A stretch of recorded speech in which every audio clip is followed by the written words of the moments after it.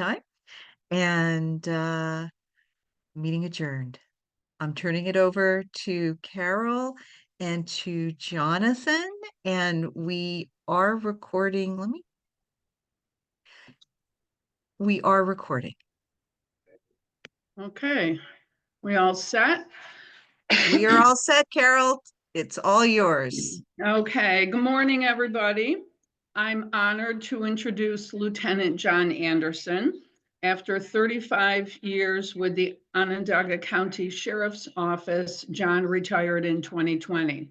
During his time with the sheriffs, John wore a number of hats. He worked as a crime scene specialist. He also worked with internal affairs, criminal investigation, and community relations. John has led numerous training sessions for police officers, excuse me, as well as civic groups and the FBI.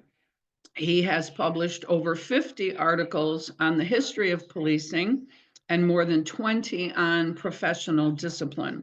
These articles appeared in, among others, Law and Order magazine, Police magazine, The Journal, The Voice of Law Enforcement, National Sheriff's Magazine, and the FBI Bulletin. An avid historian, John has also published 3 books.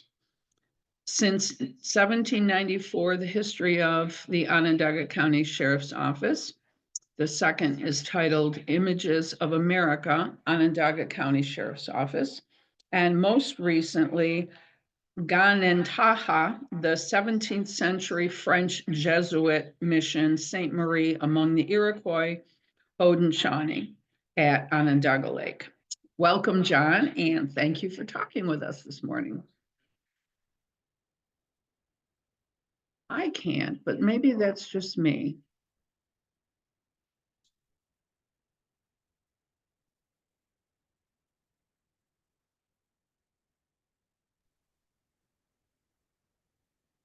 Is John muted? Oh, here it is. Okay, now we're good. You got it? Yep. Yeah, okay. Okay, you can hear me now? Very good. Okay, it's a pleasure to be here.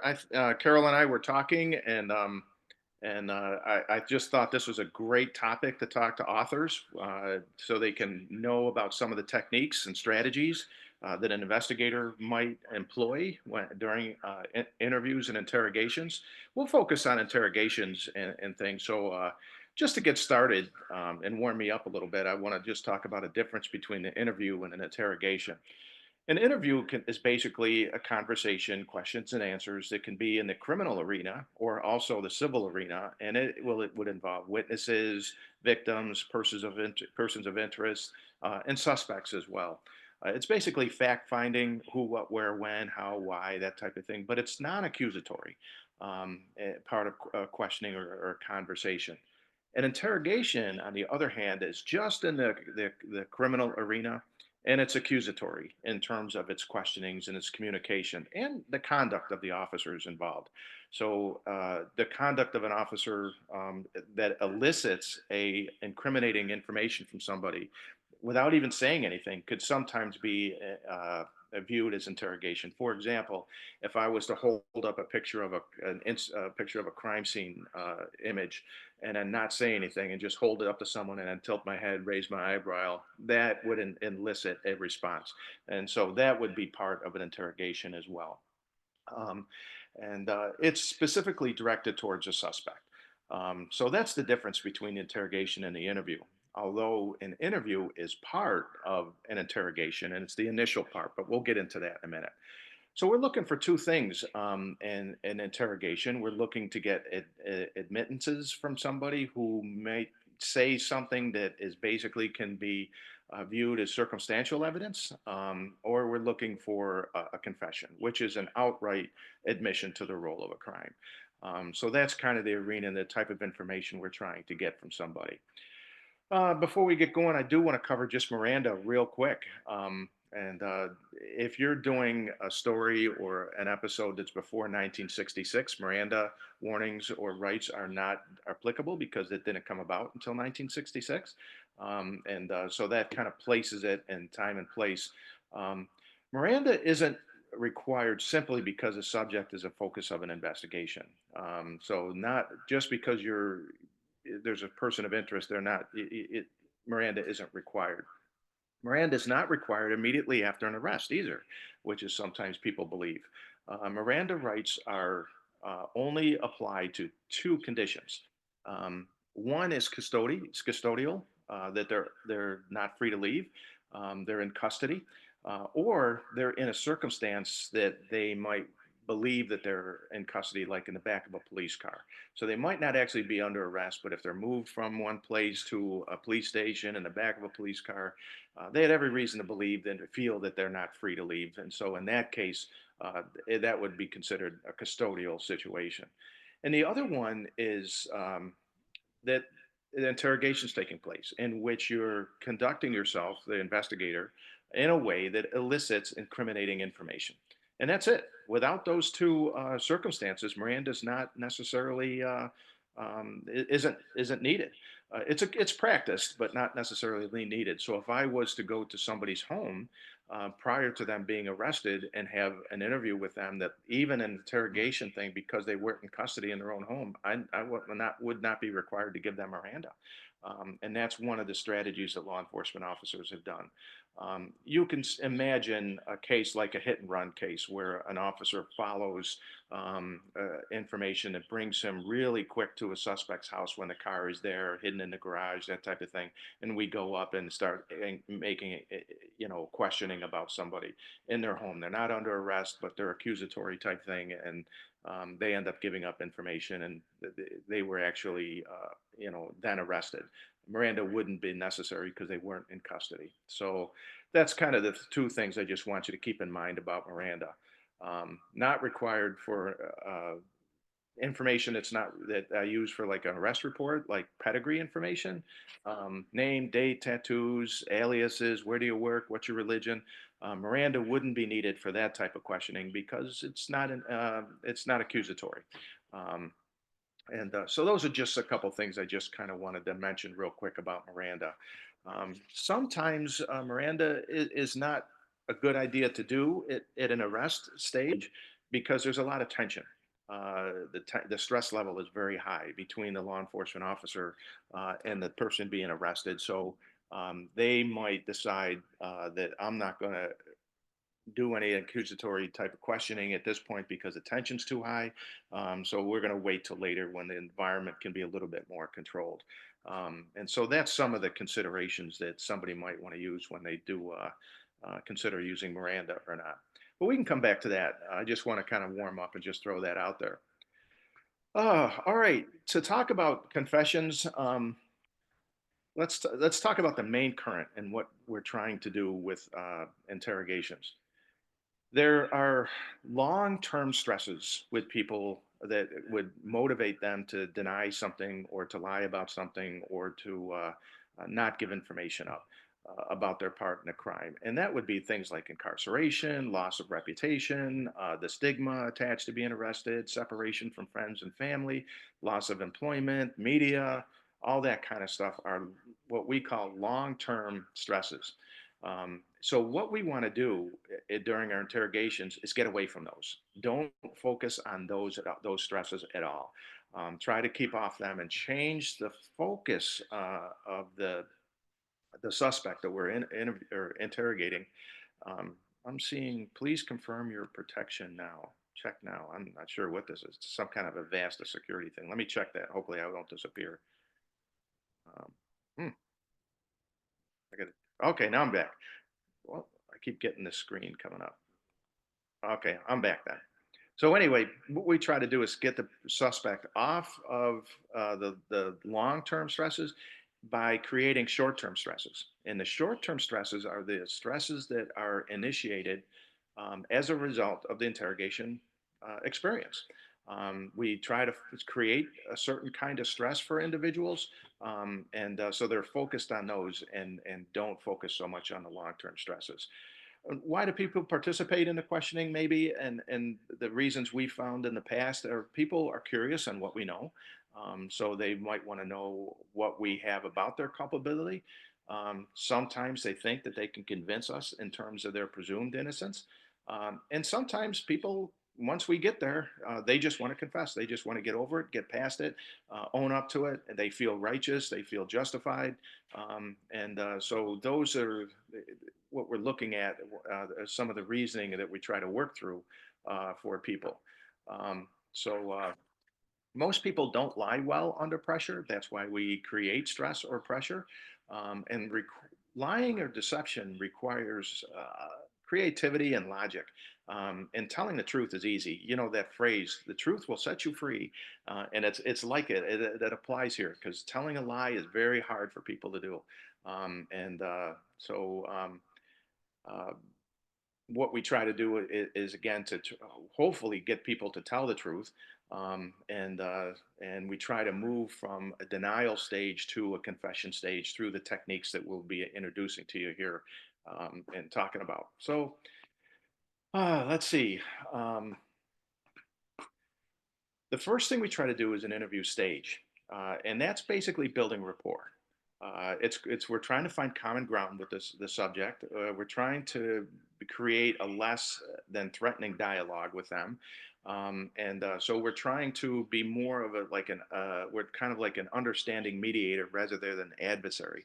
And so the conversation will start out about just pedigree information, about where they're from, and just kind of loose conversation, finding common ground. Um, and and that's an important part. The other thing that that does is it allows us to start to create the directionality of the conversation. I ask a question, they answer. I ask the question, they answer. So automatically, I'm in control. It's as opposed to having a conversation with a complainant out in the field who they're in control. You're responding to them. So what you're doing during the interview is you're actually taking control, like magic, of the conversation and setting the directionality of it. It's very simple, but it works really well. So one of the things we try to do to create that is what we call gift giving. And you've seen this before and maybe even experienced it before. I'm just joking. But we'll give them something to eat, something to drink, coffee, soda. In the interview rooms area that we had a large concession area that had almost every kind of candy bar, munchies, sodas, everything. And it wasn't for the investigators. This was for the suspects. We had a big variety. You know, do you want some soda? Do you drink Coke? Do you drink Pepsi? Do you want root beer? You know, a big variety, and you're giving them something. And when you do that, subconsciously, what we're hoping for is they give something back, which is cooperation or the truth, or information at least. So gift giving is a big part of it. Why they like to give sodas and drinks to people? Because it creates a little bit of pressure physically. After a few minutes and after you're giving them drinks and more drinks and more drinks, then their bladder starts to get a little pressed, and they start to add a little bit of stress, a little bit of urgency and things like that. And that's actually part of the stress that we're trying to induce in there, because it keeps them focusing unfocused on the lies and the things they have to work on and things they have to say to the physical condition.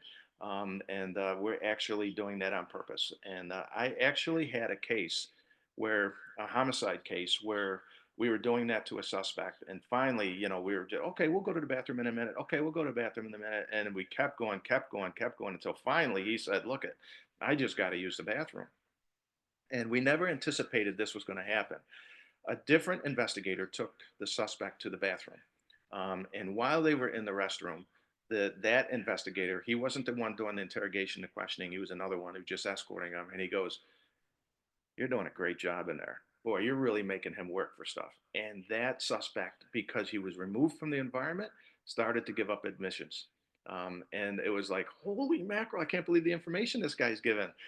So when they go back in the interrogation room, the two investigators talked, and now the interrogator started to ask questions specifically about those admissions. And the suspect actually looked at him and he goes, what? And he goes, that conversation, that didn't count. Well, it did, and he ended up giving up on a homicide case, and it was just because we changed the environment to the bathroom. It was really strange, but we had a lot of laughs about that one. It was a sad, sad case. You know, all the homicides are very sad, but that was a thing we didn't anticipate happening. But But you can see with the guys, he was taken totally off guard because he was thinking about going to the bathroom as opposed to creating lies for us. So what we're going to do is we're going to talk about verbal and nonverbal techniques that we use, but also the responses that the subjects might give to us and where these techniques can work both ways. And what's important to remember when we talk about the verbal and nonverbal things, there's no sequence in order on which one is applied first or when and where. They're applied consistently together, they're used together. Sometimes you might move towards one directionality, another, depending on what type of reception that you're giving or getting from the subject.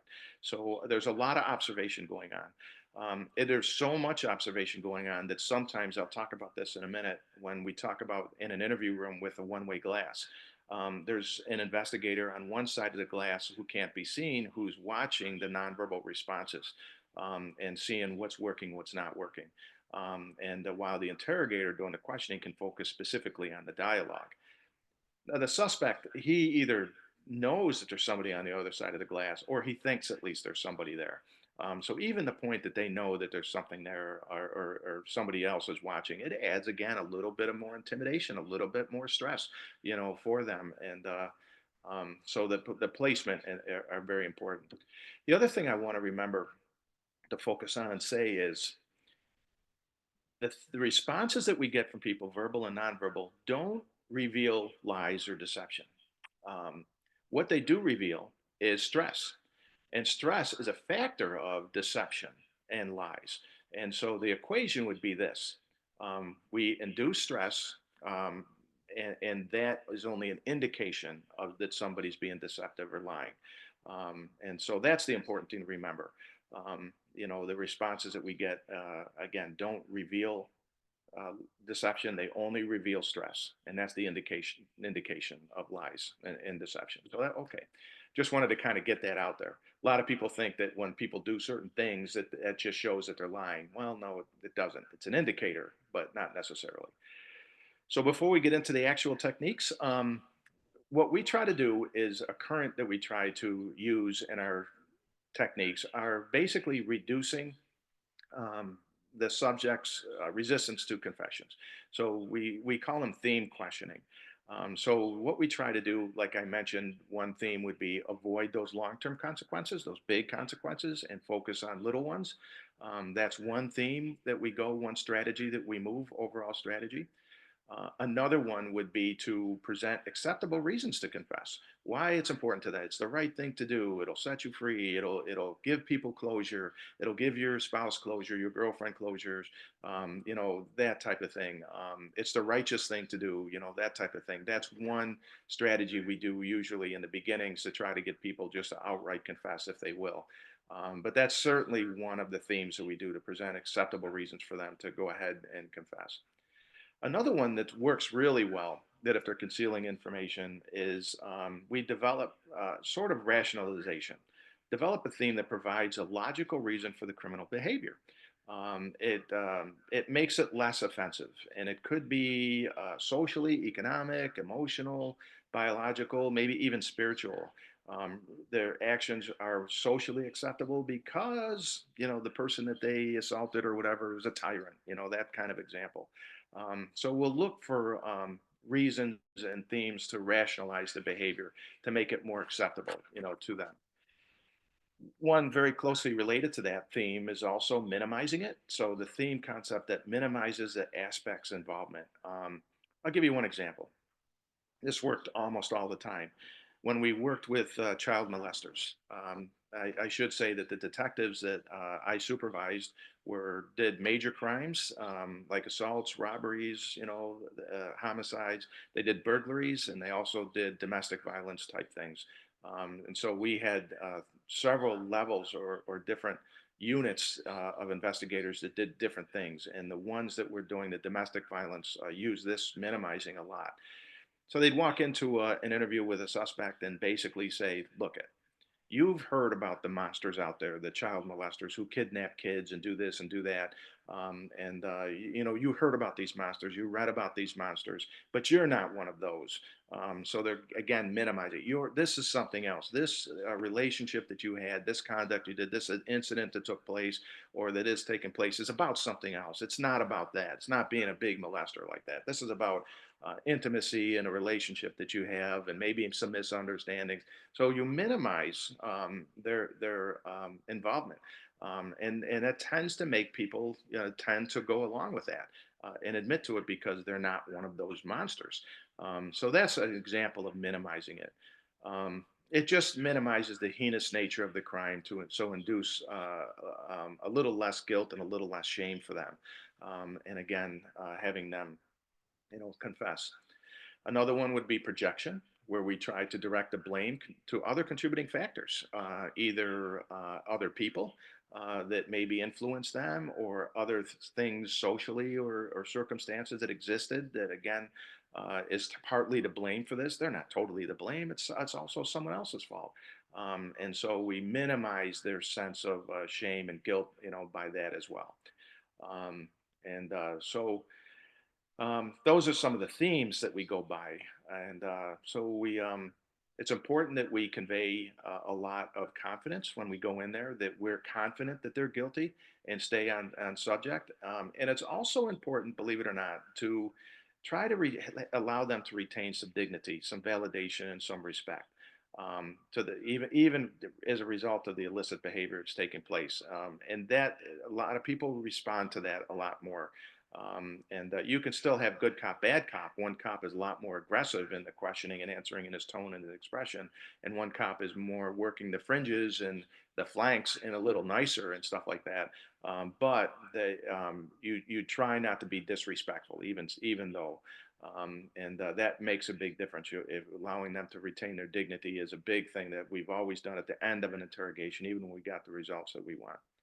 So, in terms of these themes, the important thing to remember for us is they're not legal defenses at all. You can minimize someone's involvement, you can project blame somewhere else and allow them to feel less guilty about it. It's easier to confess, but in the courtroom, it doesn't make a difference. It's just rather an emotional, moral, or even ethical justification that we try to use to get them to confess to the crime, which is really kind of interesting. And then while we are involved in the interrogation and stuff, it's important that we think about two things when we talk about verbal and nonverbal responses, what we'll get into next. We have to watch their responses, but we also have to be cognizant of our conduct and how we're projecting to them. And I'll talk about that in a minute.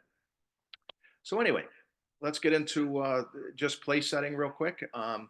Usually we have different kinds of settings that take place between interviews and interrogations. So witnesses and victims, for example, are in nice, comfortable rooms, living rooms kind of like, or in some place that's neutral. Sometimes it's important. We can take them back to the scenes if it's not too traumatizing, because that really helps the mind's eye in terms of what the situation was at the time and place. But interrogation is in a controlled environment, and that's in the police station in a small room, a place that's unfamiliar to the suspect. And that again induces a little bit of stress and anxiety. People, it's not their turf, so they're not in control. And so they're off a little bit and maybe a little more intimidated. And that's important to do. It places them in an emotional disadvantage, and that's what we want. So it's a small space usually. There's scant, things on the walls. There's really not anything to really detract them from the focus of the conversation. There's a stress factor involved. And we talked about maybe some of this places have, things like the one-way observation glass and stuff like that. So the setting is really important. And because it's your turf and not theirs. So you're already in an advantage if you get them into a situation like that. But the smallness of the room is real important too, and I don't want to get to that part yet because that's a real fun technique that how we use that in a minute. So we're going to talk about verbal and nonverbal communications, and the experts who talk about human communication, they come out of the University of Pennsylvania. They say that 7% of effective human communication is verbal. Only 7%. 45% is tone and expression, and 48%, I don't know how they come up with the percentages, but 48% is body language. And that's really interesting. But if you look at the human animal and how we evolved first communicating nonverbally. And then tone and expression came along. And then the last thing we learned is the verbal communications. And so that kind of does fit evolution. And if you look at it that way. But those are the important things that we need to look at when we look at how we communicate back and forth and the communication that they give back to us, the responses they get. So let's go with verbal first and talk about that. I guess the first part is the negative part of verbal responses, and that is silence. That's a very powerful tool for an investigator to ask an open-ended question, to ask a question, and then just sit back. And people have a hard time with silence. They want to fill that silence in. People who are honest will like to talk about it, and they usually like giving you a lot of information. People who are guilty and deceptive don't want to give you information. They'll talk a lot about unimportant things, but they'll stay off the topic of the incriminating type information. But usually, if you ask questions and sit back, people have a natural tendency to want to fill in those gaps of that silence with information, start talking. Um, and I've seen this work with a guy that, believe it or not, just to tell you how convincing these are and how effective they are. One of the most notable interrogations that I saw take place was a retired law enforcement officer who knew all the tricks that we use. And he was sexually molesting his grandchildren. And his children, their parents of the children were law enforcement officers in a different agency. So he had a lot to lose. And a new detective came in. And along with other techniques that I'll talk about, she used that silent technique. And she broke him in about 5 minutes. And it was amazing because, uh, a lot of people knew this officer when he came in as a suspect. And this new officer was a female, a girl. She just came out of interrogation school, a 2-week school. And he had never worked with a woman before. And so, again, that was an intimidating factor. Now he has a female, younger interrogator asking him questions. And during the interview phases, he was brief answers, silent, controlled in terms of his body movement. He sat still with his hands on his knees, and didn't move at all. Didn't want to give up anything else. So we knew that his conduct was being practiced. We knew he was being deceptive. And so she came out, and she goes, "Boy, he knows all the tricks, and he's really hard to read, and he's really being practiced." So we said, "Let's just ask one open-ended question, and then just be quiet, and let him fill in the blanks." And so the question, she came back, and he knew the huddle was taking place out there. He knew all that. And she came in and she sat back and she said, "Well, I guess I just got one question for you. How long?" And then she just sat there. And within 5 minutes, with a couple other techniques I'll talk about, he broke. That's amazing, that. So silence is something. It's a very powerful tool that you can use. And again, if it's being thrown at you from a suspect, then there probably is a reason for that. He's probably being deceptive and doesn't want to give you information. You'd rather have a suspect give you false information as opposed to concealing information, because false information can be used against them. It can be investigated, it can be proven, it can be not proven. You can attack false information, but when they're not giving you information, yeah, it's tough. So silence is a big indicator and a big thing that we want to use against them, but we don't want them to use it against us. So we try to break that. Silence is sometimes a purposeful means of deception. So again, an indicator of it. Let's see.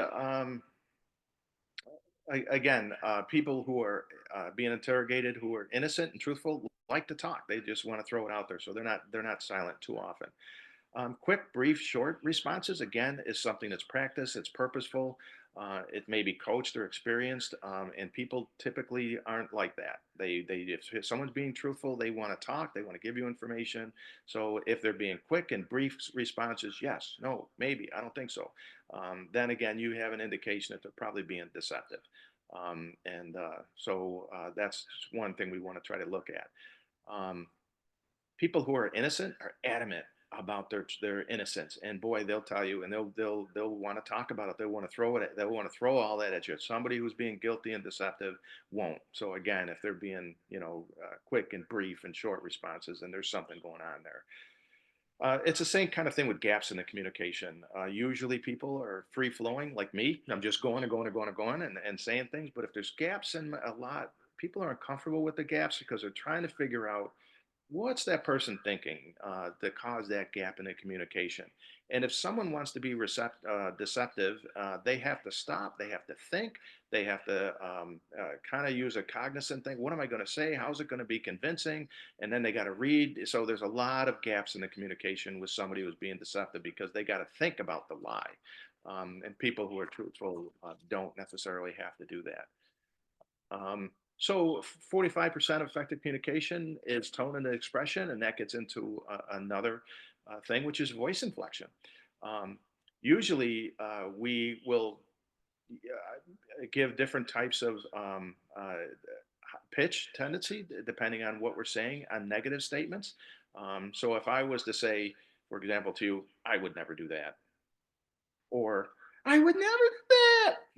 It's kind of different. So if someone is lying, they tend to higher their pitch about the lie and stuff like that.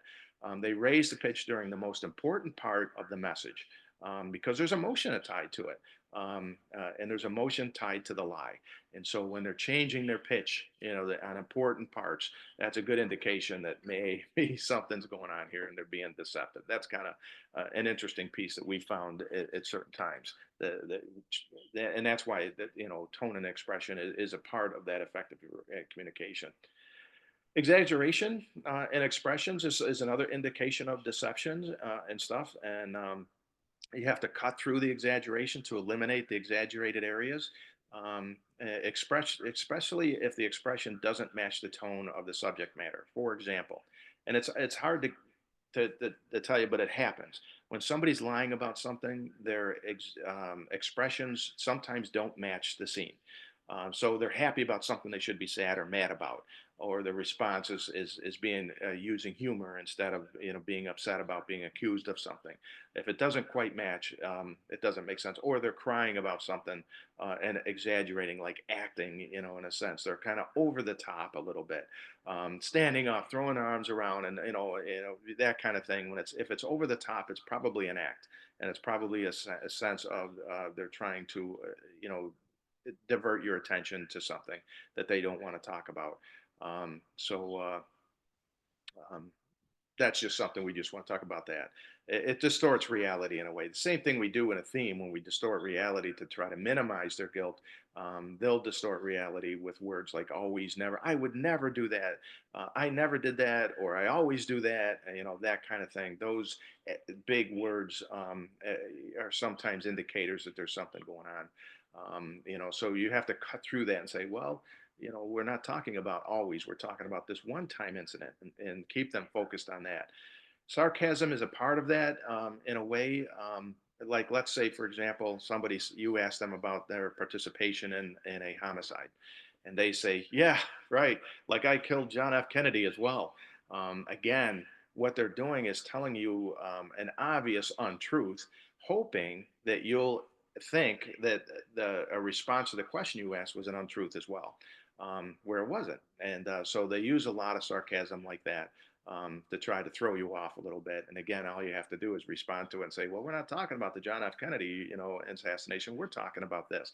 So sarcasm obviously is an indicator, sometimes of deception and lies and stuff. And we don't use sarcasm so much because it's disrespectful to them, and we don't want to do that and shut them down right away. So, but I just want to throw that out there. All right. So I think we talked a lot about the lies and how how we want to scrutinize the responses they were giving. Again, it's better to have somebody falsify information as opposed to concealing it. So we want them to talk, and it's important when they do lie and when we do indicate that we attack that lie right away. We throw it right out the door. Stop, stop. and stop them every time they do. They throw out a lie. Stop. I don't want to hear that. I don't want to hear that lie. I don't want you to lie, man. I want to hear the truth. We talked about that. That's the expectation here. And you just keep shutting down the lies, shutting down the lies, shutting down the lies, and keep focused on the questioning that you have. And that makes a big difference. It kind of shuts down their attack, or their defenses, I should say. So that's one technique that we use as well. Just don't even accept a lie. Just hammer them with it. And that's the bad cop part. When they come in and start throwing that around, they just want to just kind of cut through the defenses and knock down those walls. So that's a little bit about verbal. Let me go into some nonverbal techniques, which are really a lot of fun. And I want to focus a little bit on that, make sure we have plenty of time for some questions and stuff. So uh, one thing that's real important is proxemics. How close we are to each other is part of human communication, believe it or not. The experts say that there's different kinds of intimacy related to distances that we are as human beings. So an intimate distance, for example, would be 18 inches. Within 18 inches, people usually aren't normally in those kind of distances unless they're familiar with each other. Unless you're forced into that environment, like an interview room or an elevator or something like that. But then there's personal distance, which is 1.5 feet to basically 4 feet. And then there's social distance, 4 feet to 12 feet, public distances beyond 12 feet. And this is a very powerful tool to use in an interview room, one of the most effective that I've ever seen used. So when I talked about that detective who broke that retired law enforcement officer who knew the tricks, this was the other part that she used. She got in the back of the interview room, which was only about 6 feet, and she started her interview there. And then as she get into the questioning and accusatory questioning, the uncomfortable questionings and stuff, she started to close distance. She started to move closer. So what she did is she leaned forward in her chair. And then after a few seconds or a few minutes, depending on receptibility, she moved to the edge of her seat. And then she moved the seat forward. And then this is all in silence. To one question she asked, and then all in silence. And then she moved to the edge of her seat, or lean forward, move to the edge of her seat, move the seat forward, lean forward, move to the edge of her seat, lean forward, moving closer and closer and closer, trying to force that intimacy. And as she moved closer, he started to respond in submissive postures. His shoulders dropped, his body dropped, his head dropped, his gaze dropped. And as she moved closer, he went subtler, subtler, subtler, down, down, down, submissive, submissive, submissive. And she got right up to him. And the next part of the main attack would be the touching. When she puts the hand on the shoulder, touches his leg or touches his arm, look at, you're not one of those monsters. Boy, somebody allows you to touch them. That is as intimate as it gets. And just before she got to that point, he broke down and just gave everything up. So, she asked one open-ended question, and she was silent, and she closed in on the distance, and he broke down. But that also works with suspects, with witnesses and victims as well. When we want to make them feel a little bit more comfortable, we want to lean into them a little bit. We're trying to get a little more intimate with them. It breaks down um, the stress for them a little bit. So it can be used both ways. But as an attack, as an interrogation room, it's a very, very powerful thing. We move closer and closer and closer and closer to the subject. Maybe even moving around tables and stuff like that to get closer and closer to them. The more they let you get closer, the more intimate it's going to get, which is hopefully telling the truth. So one of the things we do along with that, with posturing, is you want to make sure that while you're in your room, that you position the suspects back to the door. Witnesses and victims, they face the door, but the suspect, his back is always to the door because there's no way out of this room, and that's what you want them to, get in their mind's eye. I'm not getting out of here. There's no way out, so you don't want them facing the door. And we've had attorneys who come into the interview room right away and change things around because they know darn well that's what we're doing. So when we take a break, we'll change it back again, and stuff, or we're the first people in, and we claim the seats first. It's like a dog, when you walk into someone's home, the dog owns the space that he's already occupies. But if you get in that room first, then you own that space. And it's a lot like that. So your timing in terms of how you walk into the interview room and when and what space you control is very important. But it's very confining to people when they walk into someone else's turf. They walk into a room they're unfamiliar with, and there's no way out. They're focused. There's a lot of stress, and that's what you want to create, for them. So that's kind of an important part. So in terms of posturing with them, what we want to do is we look for things like they're crossing their arms, crossing their legs. And that's basically they're closing up. And if they're doing that, they don't like what's being said and what's being done. They're trying to protect themselves. So that's an indication of deception, crossing their arms, crossing their legs. Putting something in between them. So that gift that we gave them, that soda, that coffee, at this stage in the investigation or the interrogation, I should say, we're actually moving barriers out of the way. We're moving that soda can, that coffee cup out of the way. There's nothing in between us that they can use as a barrier, as a block. We even have tables that fold down. So we might at that point fold down the table. So there's no physical barrier in between us. We're moving purses aside, pencils aside, any physical thing that's in between us is moving to the side. We're actually moving all that kind of stuff out of the way. You'll see people hold their hands, fold their hands, and that's basically when they were little and they felt stressed or uncomfortable, a parent or a brother or sister or somebody held their hand. And that's basically what they're doing. They're holding their own hands because they feel uncomfortable. And then when you see that happening, okay, you're on to them. You're creating that stress. Sometimes I've had suspects actually cover their eyes, cover their face, and then talk through their fingers. And that's again shame. They're trying to hide themselves, and they'll actually go into that type of posturing. When they're starting to break down, they'll turn away from you because they don't want to deal with that. So they're turning their posture to focus somewhere else. And if they start that again, that's an indication. On the other hand, you want to face them all the way. You want to square them off, right off the bat. You don't want to turn sideways because you want them to know your attention is towards them. And Lack of eye contact can be deceptive at sometimes, but it depends on culture. Sometimes Orientals will not make eye contact with authority figures. So you have to pay attention to cultural things and stuff. But eye contact, if they're not looking you in the eye, then that probably means something's going on there. They're trying to redirect their focus or attention somewhere else. But you maintain that eye contact on them all the time to show them that your focus is on them. There is a technique that I've heard, I've never practiced it before, that talks about eye movement. And I don't know if it's valid or not. Some people believe in it, some people don't, where your eye will go up to a different direction depending on if you're searching memory or you're being creative and trying to do a lie. So what you do is you ask a lot of questions about truthful things that they would have to think about. Like when's your mother's birthday or something like that, or when did this happen or when did that. And if they always look up to the left before, because they have to search their memory, repeatedly you're asking questions throughout the interview and interrogation, they're searching their memory, they're going up to the left, and all of a sudden you ask a question and now they go up to the right. Now they're doing something else. Now they're reaching out to their creativity part of their mind in a sense, and that's an indication that maybe this isn't them searching memory. This is them searching something else, which is creativity and a lie. So that's an interesting piece that I've heard people talk about before that they believe in. But an interesting part of the technique also for us to do is, again, remember how we project ourselves to them. So we want to put ourselves in a posture and a position that we want them to be in.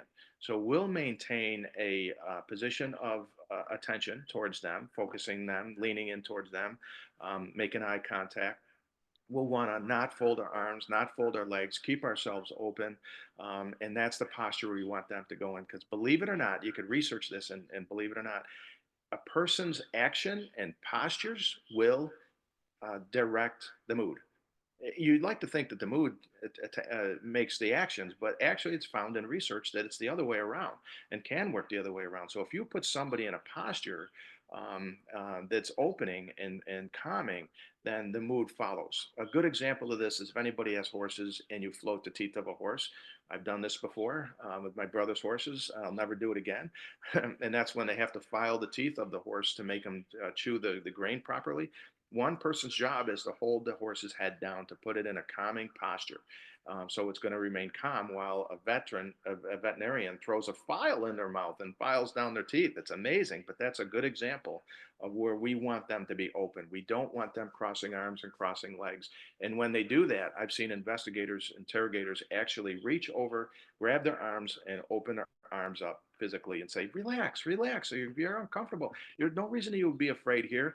And open their legs up, put their hands down, and force them into an open posture where they're not blocking with their arms and legs and things like that. It's really important that we get that kind of posturing. So If somebody's talking to you and they are comfortable and they are open, they're going to show that in their posturing. We want to pay attention, to that. Helps us gauge a little bit. One of the things you might want to do that's a lot of fun is just start studying body language and then trying to figure out where that fits into your interrogator's conduct and posturing, or your suspects, or whatever. And this is one book that I picked up in uh, Fort Hood, and Barnes and Noble there. My boy came back from Afghanistan, and it was he was, when the conflict was over there, he was a captain in the 3rd Cavalry. And they survived 9 months. And then the last week, they lost 9 guys. So it was a tough thing coming home. And what we do, you'll appreciate this being authors, is to de-stress. We go to Barnes and Nobles and bookstores. And we bought this book, Body Language for Dummies. Oh my God, what a lot of fun this was. And so for the next few days while we visited, every time we went somewhere, we're opening the book and looking at people around us. Look, that, this, that. In the airport, we're doing it in the airplane. My wife and I were doing it, and I use that book all the time. That is a great reference in terms of trying to understand body language. One example it'll tell you in there is when you're talking to somebody, look at the directionality of their feet. And that tells them where they want to go, if they're interested in you in the conversation or not. So in an interview room, in an interrogation, for example, if somebody's sitting there and their feet are facing a different direction than you, that means they want to get the heck out of there. So that's just a good indication with the body language. And there's all sorts of examples that are in there. Again, we want to have a lot of confidence in going in there, in terms of, we know they're guilty and we're not going to let them go anywhere else other than confessing to that. Again, not be condescending. And the important thing too is also, don't make promises that you can't keep, like promises of leniency, because that actually can be used to induce an implied, construed by the courts, is getting a non-voluntary response. And they could lose your whole interrogation, a confession, by that, if you gave promises of leniency. You just can't do that. And if they ask for leniency, you can tell them that it's not my position, to do that. But I can't say it might work in your favor, but I can't promise you that. So you can throw it out there that's still a possibility, leniency, but at the same point, you don't make that promise. You just make the inference that that promise can be made by someone else. So that's kind of how we do with that. But that's just a key factor that we have in terms of the course of the interrogation that takes place. Whew. Wow, I covered a lot of ground. I think we're supposed to end like now. Is it 12 o'clock? But I wanted to leave some room for questions and answers that people might have. Yeah, let me jump in for a second. Chris put a question in the chat about where they can get your books. I answered it with Barnes and Noble or Amazon. Is that right? Okay. There's an audio version of the Ganataha book also available that just came out. The Ganataha book is about the French occupation of a mission embassy in the 1650s here in central New York. And it's all about the memoirs of those Frenchmen. And there's actually a crime scene where a Jesuit missionary, the mission superior of all the missions in the New World, actually was adjudicated a feud between the Seneca and the Mohawk. And he used some pretty interesting techniques in how he settled that feud in 1656. That was actually published in a arbitration magazine. The story about that Jesuit father stepping up to the plate and being an arbitrator between an homicide case where some Seneca or Mohawk had killed a Seneca man. It was pretty interesting. So. Interesting. Okay, there's a question. Are you aware of any books on motives for murder? Have you seen any? She says, any books on motives for murder?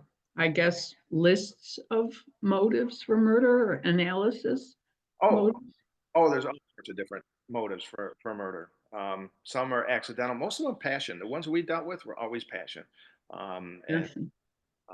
You know, they were mostly domestic related. Some of them were just assaultive. We had sexual assault, taking place, with people who were predators, but there's all sorts of motives out there. It's hard to pick one or the other. But a lot of them were domestic related, just the relationship breakdown, love-hate relationships, but some of them were predatory. It was in their nature, and they're opportunists. Basically, what you need to conduct any kind of crime are two things. One is motive, and one is opportunity. Without one or the other, a crime usually is not going to happen. They were just opportunists looking for, Okay, Cheryl says, Jonathan is wonderful. I could listen to him for hours. I agree, Cheryl. Tracy wants to know how many books you have out because she came late. So Liz, I think on the Maven's website where everybody registered, aren't all of John's books listed? If not, I'll type them in the chat. I believe they are listed, yes. Okay, thank you. Okay, Parker asks, can you give an example of low stress question versus high stress? It's for some reason my audio is really hard to hear. So Carol, what kind of question difference between? Okay, an example between low stress question and high stress. Yeah, low stress question would be like just kind of asking about a familiarity that they have with somebody. How close did they know the person, how often they spend time with them, that type of thing, which is, again, you're going to get some kind of um, they're going to give you some kind of answer that's going to probably be used. It can be used evidentiary against them. But a high stress question is, why did you do this? Or how did this happen? Or right off, hit them right between the eyes about committing a crime. If you hit them like right smack between, that's a lot of stress, right there. Or open ended, like for example, a good one. This was high stress. That the one that the detective gave. She said, "How long?" It could have meant anything. How long have you been retired? How long have there been issues? He could have answered it anyway, but his mind knew the truth, and that truth weighted down on him. And to him, that question was, "How long have you been having sexually abusing your grandchildren?" He filled in those answers. That's a high stress question. How long? Open ended. I was amazed when I saw that happened. That detective, boy, I'll tell you what, she's retired now, but I was so proud of her. She brand new detective because I remember her coming out of the interview and saying, first when I assigned her to it, she goes, "Why me?" She goes, you look at this guy. He knows these tricks. He's retired law enforcement. He's a lot older than I am." And I said, "All that's going to work for our favor. That's why you're picking it, and you can do this." And you're the right person for it. And she sat back, and she kind of like all of a sudden said, "Yeah, I am." And boy, she went in there and broke that guy in like 5, 10 minutes, just by using the techniques. Somebody who knew these techniques, and she used them, and she used them effectively. That was one of the hardest interrogations I've ever participated in because I knew his sons, who were both law enforcement officers, and one of them was my partner as a crime scene specialist for a number of years. So that was very, very heartbreaking and very, very tough. It broke the family up and everything else. It was just very tough, but it was a bittersweet experience because you were proud of the person that you did, and now at least you did something that could help make a bad situation better. That's at the end of the day, that's basically what we're trying to do. We're trying to interject to try to make a horrible situation a crime, and try to help with recovery. And that can't happen until there's closure. And that's the importance of the interrogation. Okay, here's an interesting question. How do you handle, can you hear me, John? John, you can hear me? Yeah, it must be. Maybe we are too close because it's very, very fuzzy what I'm hearing. Okay. How do you handle interrogations with someone with mental health issues like bipolar, schizophrenic, or neurodivergent people like autism, whose nonverbal and verbal responses are not always in line with other people? Great question. Yeah. What we found today is we use advocates to assist us in those capacities. We have Vera House that was very effective for us, where we have civilian people who are expert and more experienced in those fields. or medical field to assist us in those kind of interrogations if we can. Change the setting, for example. Those crimes sometimes are committed for different reasons and stuff like that. And sometimes some of the defenses that those people use will, are biological or medical or something, and they're defenses that can actually be used. But yeah, those are tough ones. And especially if they're bipolar and stuff like that, you really have to understand your subject and go in there, do your homework ahead of time. But sometimes look for advocates. You're not alone in this field. There are prosecutors who have contacts and networks. There are people and advocates out there who know this kind of stuff, and they can participate in the interrogation as well, or be on hand to observe and help, work you through something. That's a great question, because that happens from time to time. Yeah. Okay, here's another question. Can you please talk a bit more about techniques to make witnesses and victims more willing to talk openly, in addition to a comforting environment? Yeah. One thing we like to do is we like to take them out of. You can bring them to the scene if it's not too traumatizing to them, because memory's going to come back. Things that you don't even think about that you can see now as an investigator, because now you're there at the same time and place. You know visibility, distances, and it kind of helps create a better line, a more thorough line of questioning and responses as well. But the other thing is to move them into environments. The environment is really big and important. Sometimes you can interview them at their own home, even, or in an interview room that's specific. That we had interview rooms for people like that, for witnesses and victims who weren't even in the police station. They were at other places, advocacy groups and stuff like that. And we actually had detectives who had rooms, and people who deal with abused persons and stuff like that, in a whole different environment. That led to we have the Vera House right now, here in Syracuse, and where our detectives who work in that field don't even work out of the police headquarters. They work out of an advocacy office.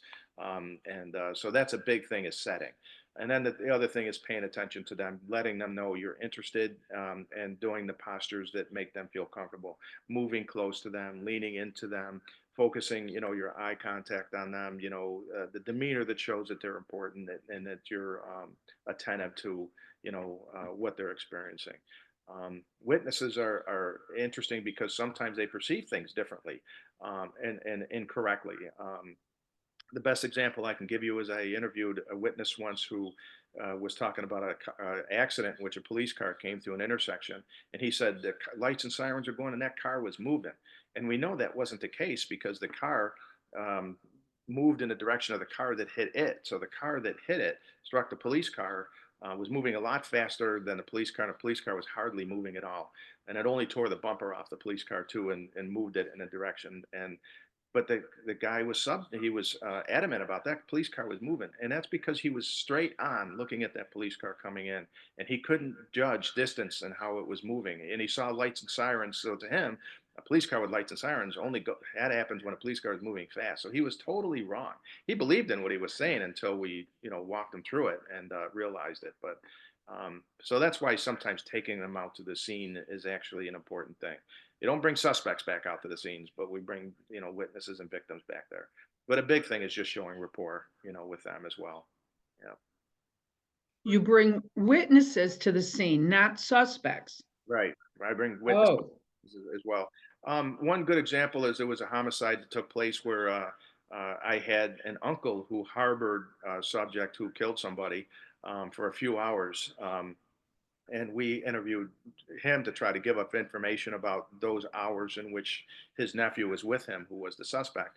And We used all sorts of themes, with him. But by that point, he said, "My attorney told me not to talk to you guys. I hate to do this because I want to cooperate with you. I know this is important, but we used all sorts of themes to try to get him to start cooperating with the investigation. And he was only a witness. He wasn't culpable in terms of his nephew went to his house before police got there. So that was a good example of a questioning that took place with a witness who, had a part to play and a reason to be deceptive, and not cooperate with the investigation. But we weren't successful with him, but we were successful with the suspect eventually. Well, thank you. There are all kinds, I don't know if you have your chat open, but there are loads and loads of thank you for a great presentation and very helpful and great information, even from Ken all the way in Santa Fe today. So thanks very, very much, John. Thanks for having me. It's nice to have your company today with me, Carol. Yes, thanks. Okay, I guess, Liz, unless you have any final notes, I think we're adjourned. We're adjourned. I was just going to say this was wonderful. I heard so much about your last presentation that I unfortunately wasn't able to see. This you more than exceeded everything I heard. Thank you so much. This was wonderful. 2-week presentation into an hour. All right, thanks to everybody for attending and enjoy the rest of your weekend. Bye. Carol, thank you. Thank You're you, very John. welcome.